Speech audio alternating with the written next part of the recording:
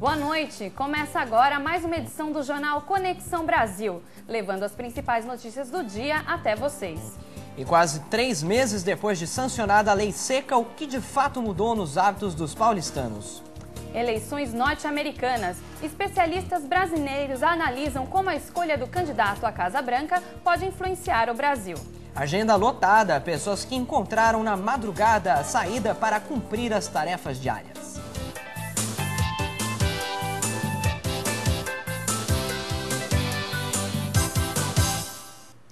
O caso das escutas telefônicas ilegais. O Conselho Nacional de Justiça decidiu aumentar as restrições para a realização dos grampos autorizados pela Justiça. No Congresso, deputados e senadores reclamaram da demora na identificação dos autores do grampo ao presidente do Supremo Tribunal Federal. Ninguém tem o direito de tentar fazer medo de ninguém neste país. Meliante deve ser preso, corrupto deve ser punido, agora a lei deve ser cumprida e limites devem ser impostos a todos. Senadores e deputados realizaram uma sessão no Congresso para ouvir o diretor afastado da Agência Brasileira de Inteligência, Paulo Lacerda. Ele negou qualquer envolvimento da ABIN com escutas telefônicas. Entre os parlamentares, Arthur Vigílio, líder do PSDB no Senado, se mostrou mais exaltado com o escândalo dos grampos. Vou repetir a expressão grossa, rude, talvez deseducada. Eu não tenho mais saco no Brasil de hoje para ter medo de quem quer que seja. Após o crescimento de Gilberto Kassab nas pesquisas de intenção de voto para a Prefeitura de São Paulo, a equipe de marketing do candidato Geraldo Alckmin passa a ser coordenada pelo publicitário Raul Cruz.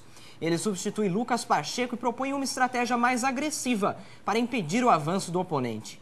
Kassab e Alckmin estão tecnicamente empatados em segundo lugar. Marta Suplicy segue na liderança com 40% das intenções de votos. As eleições municipais de 5 de outubro se aproximam. Enquanto isso, marqueteiros traçam estratégias para conquistar o seu voto. Veja na reportagem o que deve ser avaliado na hora de escolher um candidato. Chico Santa Rita é um dos pioneiros do marketing político no Brasil.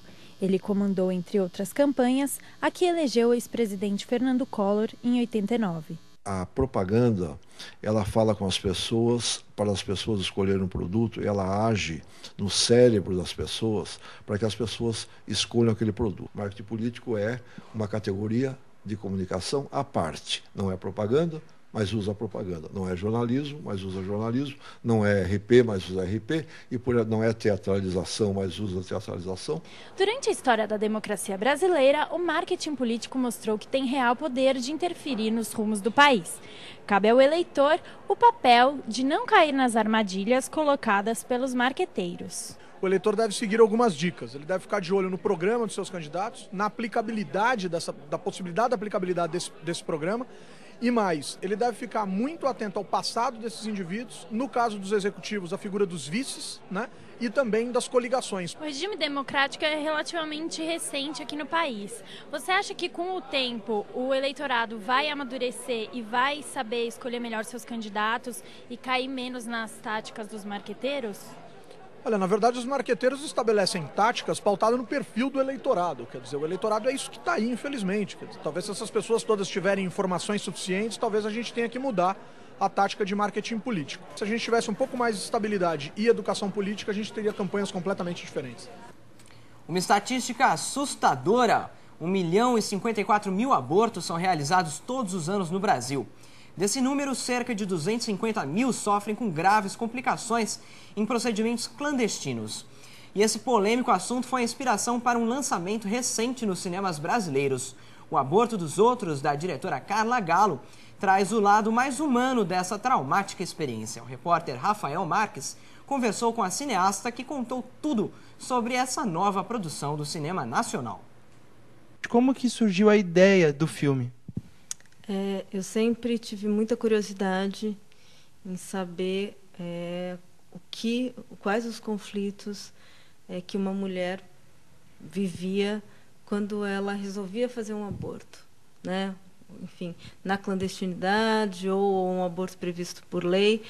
E como é que foi essa escolha da fotografia do filme? Tecnicamente? Bom, tecnicamente como a gente tinha a intenção de registrar essas situações, eram situações muito conflituosas, muito delicadas, enfim. A gente tinha uma premissa que era jamais interferir drasticamente nessa situação, ou, enfim, interferir o mínimo possível. Então, a gente usou sempre câmera na mão, a gente nunca iluminou nenhuma cena. O filme, em algum momento, ele tenta reforçar o discurso da legalização do aborto? O filme ele não é panfletário. Ele, na verdade, a ideia do filme é discutir o aborto através da experiência feminina. Então, grande parte do filme são as mulheres sendo ouvidas, relatando a experiência delas. Eu nunca fiquei internada a primeira vez. Eu não sou a favor do aborto, eu não acredito que ninguém seja a favor do aborto. Mas eu acredito que a legalização é uma possibilidade. A operação montada pela Polícia Militar de São Paulo para fiscalizar a chamada Lei Seca deteve 65 pessoas desde que foi sancionada em 20 de junho. Mas o que de fato mudou na vida dos paulistanos até agora? Renato e Jaques se conhecem há anos e até hoje saem pelo menos uma vez por semana para colocar o papendi enquanto tomam umas e outras. Mesmo reconhecendo que álcool e direção não combinam, os dois amigos confessam. Vocês beberam quantos chopps, por enquanto? Aí a gente começou, tá aquecendo. Eu tô no segundo e ele também. Não, segundo, acabamos de chegar. E como que você pretende ir embora do bar? Eu tô de carro, eu moro a 4 quadras daqui, então, sinceramente, eu acho que com 5 chopinhos dá pra ir embora. Mais que isso é responsabilidade mesmo. E você? Eu vou de carro pra casa. A quantidade de bebida alcoólica ingerida seria suficiente para enquadrar a dupla na Lei 11.705, a temida Lei Seca. Bebendo apenas um chopinho, o motorista pode ser multado em R$ 955, perder a carteira e ter o carro apreendido. Se tomar 2 e pegar o volante, pode ser condenado a até 3 anos de prisão. A Lei Seca passou a ser fiscalizada de maneira mais rigorosa há cerca de 3 meses. Desde então, o número de acidentes envolvendo mortes em estradas e vias de todo o país diminuiu entre 30% e 40%, segundo o Ministério da Justiça. Apesar de apoiarem a iniciativa, os paulistanos não abrem mão do jeitinho brasileiro. Não pode mais sair de casa e tomar, né? Então a gente tem que se virar, né? O pessoal anda de metrô para um lado para o outro. Eu chamaria o seu Jarbas. O pessoal estão nos bares, né, ou baladas, eles ligam para nós e nós vamos numa moto, né? No caso, vamos motoqueiro, chegamos na balada ou em qualquer bar que ele estiver e eu vou conduzindo, né? Eu e ele, no caso, outros motoristas, vamos conduzindo o carro até a casa dele, né? Divergências à parte, o que vale na vida não é o ponto de partida, mas a caminhada. Portanto, se beber, não dirija.